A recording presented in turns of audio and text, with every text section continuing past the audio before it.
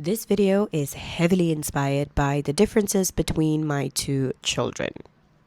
Welcome to the Cashmere Couch.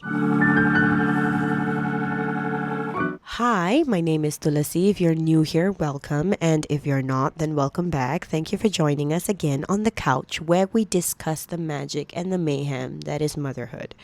Now, speaking of mayhem in motherhood, right? I have two children, and at one point there were two under two. And I didn't understand what was meant by two under two until I was going through it.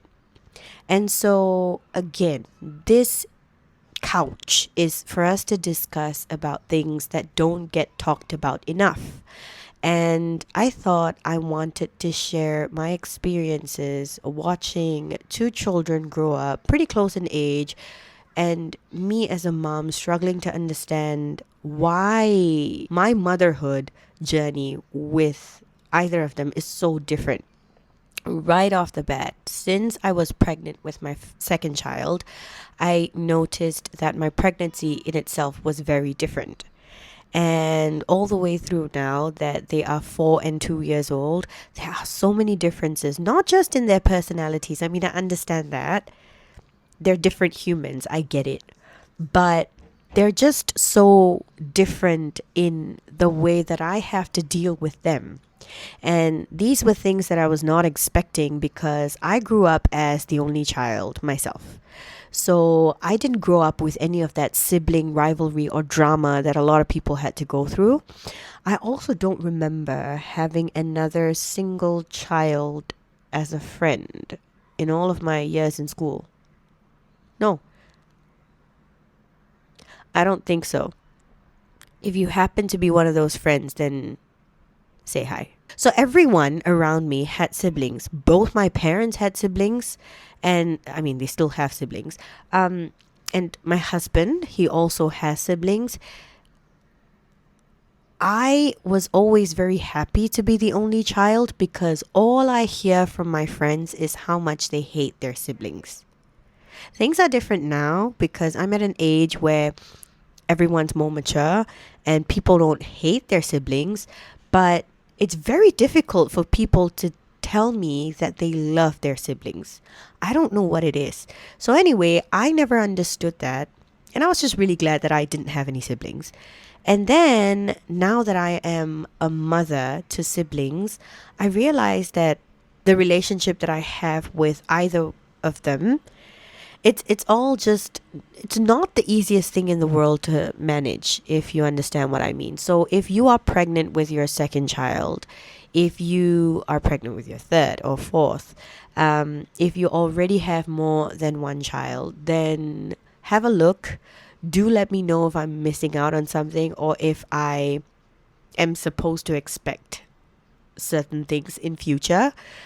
For reference, I have two girls and they are 4 and 2 years old. So they're 2 years apart. And I'm going to share my experiences with my kids and seeing how different they are. And let me know if that resonates. Okay, let's go. Well, first things first, the pregnancy in itself was very different. My second pregnancy was more painful in the sense where I had more painful symptoms than I did the first time around, but they were not as scary as it was the first time around. Probably because one, I had already been through a pregnancy and survived it. Two, because I was very distracted by my firstborn throughout the second pregnancy. She was always demanding for attention, and I was speaking with another mother of two friend of mine. She's my dear neighbor, and she went through the same thing. It seems as though when you're pregnant with your second born or your second child, your firstborn suddenly gets super clingy. It's like they know they're not going to be the only child for much longer and they want to get all of your attention at this point. So do let me know if that's true because it seems to be the case with a lot of other mothers that I've spoken to. In my case, my firstborn became extremely clingy, and I liked it, kind of. I mean, sometimes I complain that it's too much. I do complain, but I secretly love it. Like, I wouldn't have it any other way. She would get really clingy right? And I couldn't focus on a lot of the pregnancy. I was always like my memories, the videos that I have of myself during the second pregnancy, they're all about the firstborn. They're all about milestones of the firstborn, her getting very emotional for certain things that she otherwise wouldn't. And then at this point it feels like a milestone, like she's changing, she's growing. I was paying a lot more attention to her than I did to myself, my body, my face, so one thing didn't change though. I was still very unglamorously huge, and I was bloated. My face, my cheeks, my chin, my nose grew to like twice its size during both pregnancies, which I do not appreciate, but that's the truth. That was the only thing that was the same for both pregnancies. The first child, you remember a lot of things, and then for the second, you don't. Things are a lot more vague because it's not a first experience anymore. And I feel like it's so unfair. Anyone else out there who feels the same way? I feel like it's so unfair when you have the next child because you don't pay attention to the minute details like you did the first time round because it is not your first experience. Even my phone, right? The number of pictures that I have of my firstborn and videos when she was born, it's crazy. Like, all those nice photo shoot things that you do, you put like a plaque card that says 6 months old, and then you just take a random picture, and then you take pictures of your child at every month wearing a cute outfit. It doesn't happen to the second child. It just doesn't. I was just too busy handling the firstborn, and now you have a toddler in your hands. That's the other thing. You also have this issue of having to deal with a baby plus a toddler now. But the difference that I thought was appalling was that I wasn't expecting so many things to be different in terms of preference and the ability to take between the babies. So, for instance, my firstborn, she was a lot quieter and calmer when she came. She didn't really have a lot of screaming episodes. The second one was just perpetually uncomfortable when she came back home. So there was a problem in the hospital and they accidentally gave my baby formula when I had explicitly told them that I wanted to exclusively breastfeed. There were too many babies that night, and so they got confused and they actually gave my baby formula because someone else had requested it for their baby. Long story short, my child actually got colic. And I suffered the next 3 nights. The first 3 nights of her life, she was just screaming and crying, and I didn't get much sleep. The second night, we were at home. So the third morning, I woke up in a very dangerous position. Like if my hand was off, just like I was sleeping like this, if my hand had just rolled a little bit more, the baby would have just fallen off the bed. So I was exhausted. For my first baby, I was exhausted because of the pushing and the whole long, lengthy labor. But I was pretty fresh when we came back home because I had ample rest because she slept like the baby that she was. So I had a very good rest period. Whenever I could rest, I could really rest with my firstborn, not so much with my secondborn, not in the beginning at least. As the days passed, the secondborn started having a lot of issues with the heat. They were born at around the same time of the year, so they're like 2 years and 2 months apart, right? So it's very hot in these months, and the second one, she just started having, skin rash, and it's painful to even look at. So she was just screaming all the time, and I had to try a lot of different products on her. Certain things that worked for the first child did not work for her. And so we were just scrambling, asking everyone. My mother-in-law suggested something, my mother, my sister-in-law, everyone suggested something or the other. And then, something that I Googled would work. Nothing traditional would work on her. it was very scary because I suddenly felt like I had lost control. We went to the doctor. Doctor couldn't recommend anything too strong because she was only weeks old. And so there was a lot of panic. There was a lot of trial and error. And it just throws you off because you think you've done this before and you know how it works. You know that it's not the hardest thing in the world to have a baby. Yes, you get exhausted. Yes, learn along the way. But when you have had your first child, you kind of take it for granted and you don't think too much about the fact that the second child could be a completely different experience. And that was what happened with me. Besides the skin issue, we also had colic issues. So, again, with my firstborn, she never really had those issues. I mean, yes, sometimes she would, I don't know, get a little bit whiny, but she would never scream and cry and disturb the peace in the house. The second one always would, and then we had to figure out ways to get the air out. Sometimes she was just really gassy, and then I became an expert on these things. My husband started watching YouTube videos on, different massage styles to get the air out of the baby. And then we tried gripe water. And so, again, this is a traditional remedy that especially Indians believe in. We tried gripe water and that worked like a miracle. We did try it for the firstborn, but we didn't have to use it as much as we did.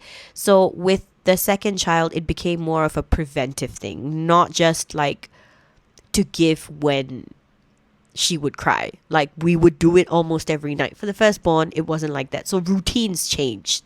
I think one of the biggest issues that I was also struggling with at the time was to make sure that my firstborn didn't feel left out because everyone would come home to see the baby and no one really cared about the toddler anymore.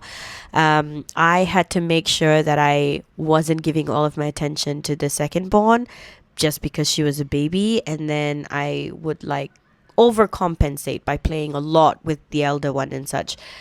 But when I look back at the pictures now, I feel like a lot of the times the secondborn was just being carried around by the helper while I was and my husband, we were hanging out with the older child. And then it made me at that point also go through huge mom guilt because I was wondering if I was doing the right thing.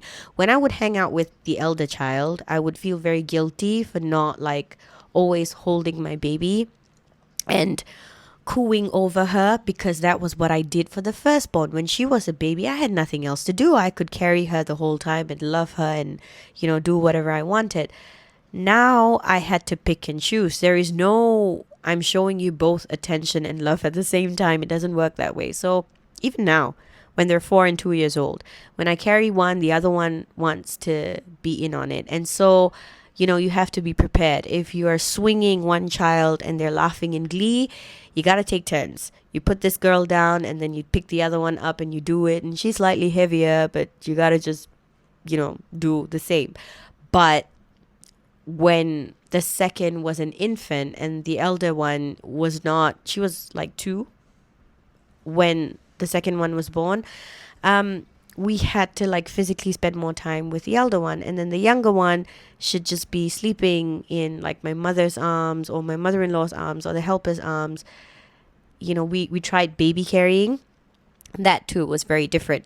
The firstborn was okay being carried on our bodies the whole time. Second baby did not like it. She did not want to sit in the baby carrier for too long. And so a lot of things that we bought that worked for the first child did not work for the second child. So that was the other thing. A lot of things did not work. And I'm going to get to that in a second. But I was talking about mom guilt, right? So whenever I would carry the baby because I felt so bad and I just wanted to be close to this baby and give her my love as well, the older one would just look like she was the loneliest kid in the world. And that just killed me. There were times when I felt like I should not have given birth to a second child. Not because there was any less love for the second child, but because I was not able to just split myself in two and give myself to both my children. That killed me. That was the worst thing about the mom guilt that I had with both the children.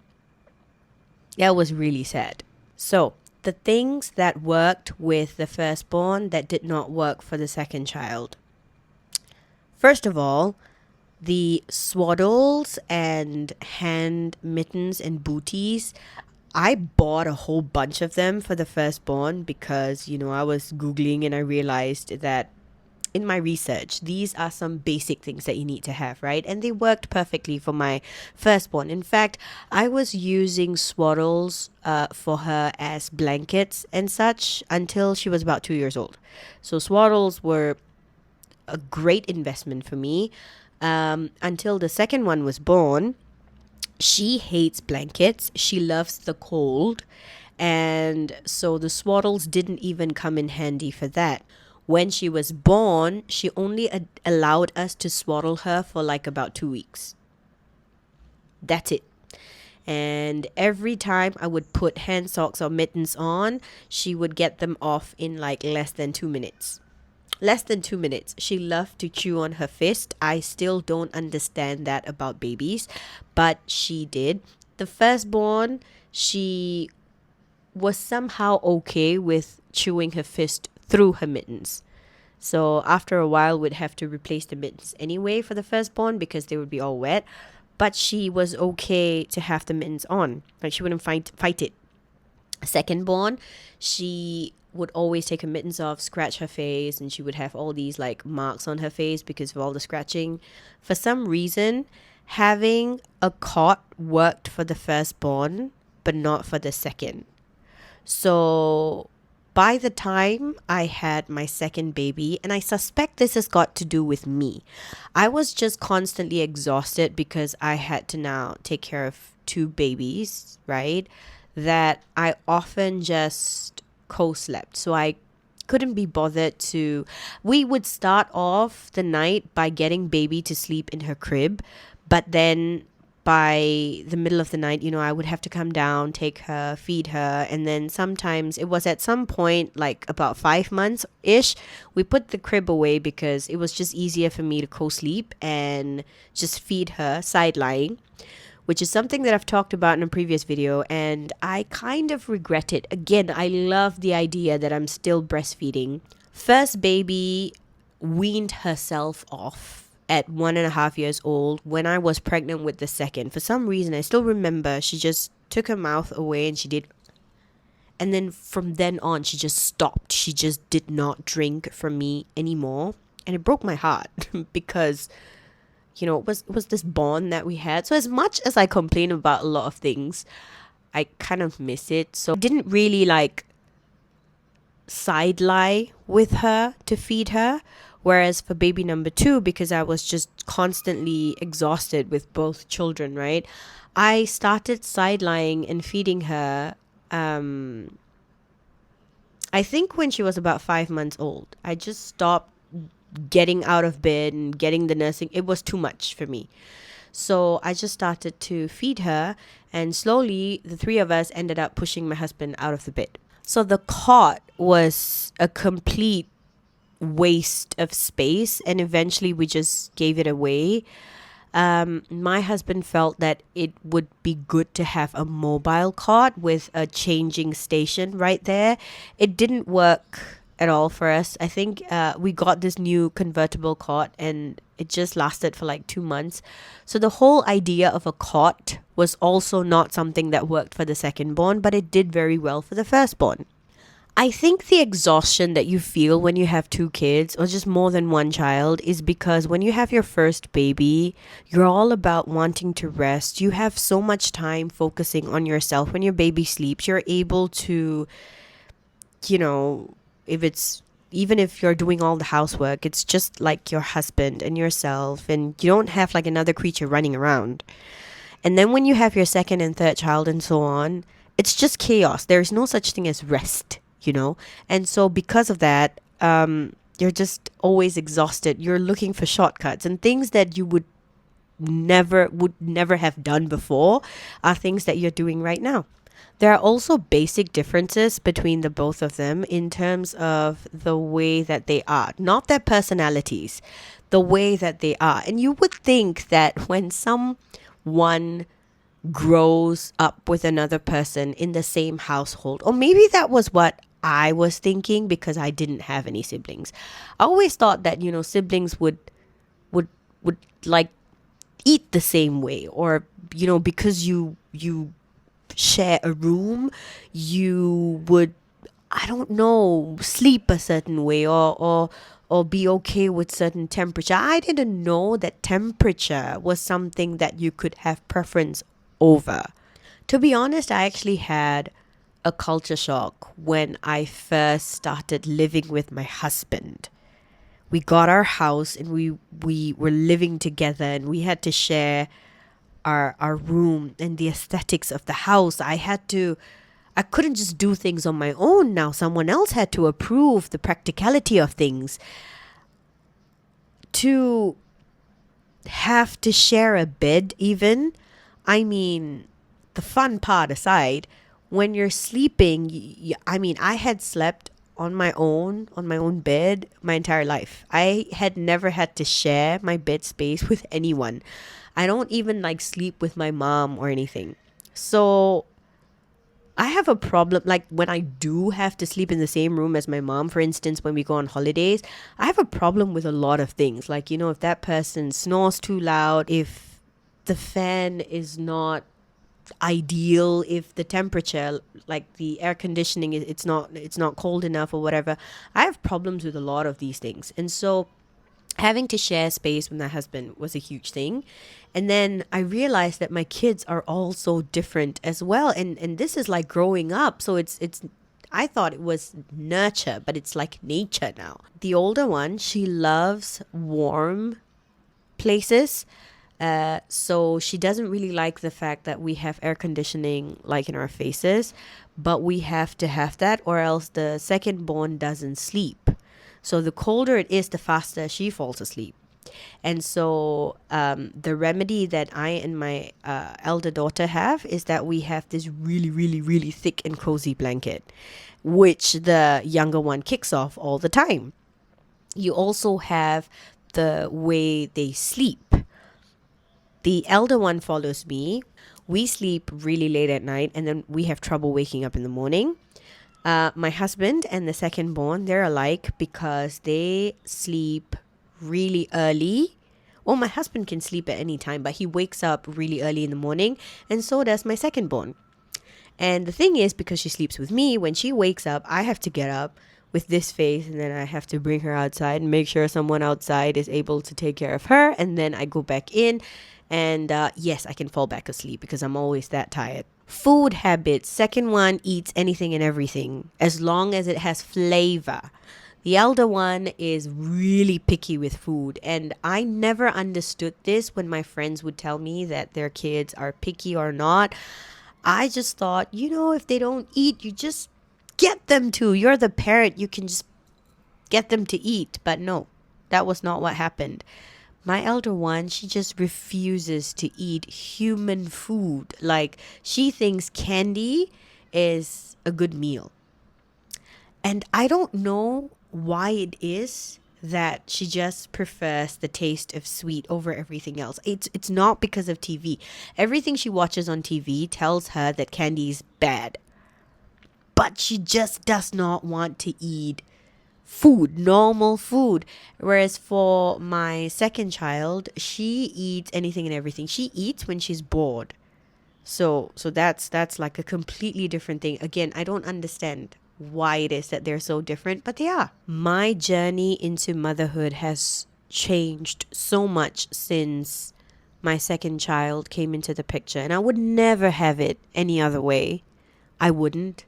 In spite of all the complaints, in spite of all the challenges, I would not have it any other way. It's just that sometimes when you sit down and think about it, I don't know, do you think about this? It's a miracle that a tiny cell in your body over time developed into a human baby, and then you birthed that baby.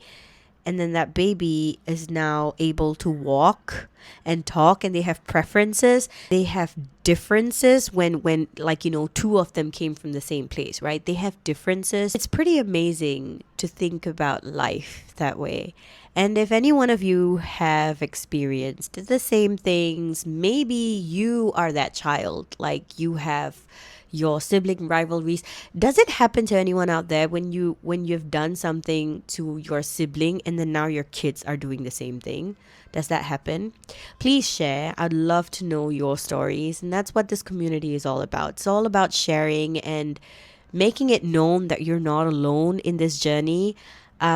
It was very, very stressful for me having the second child. Like I explained, the whole mom guilt thing, that really killed me at one point because I grew up without siblings. So it would be really beneficial if you could share your story so someone else could read and go like, ah, so this is normal. Once again, thank you so much for watching. If you think that this video could benefit someone that you know, please share, consider subscribing so you can be part of this community if you are not already. I will see you really soon, and until then, lots of love. Thank you.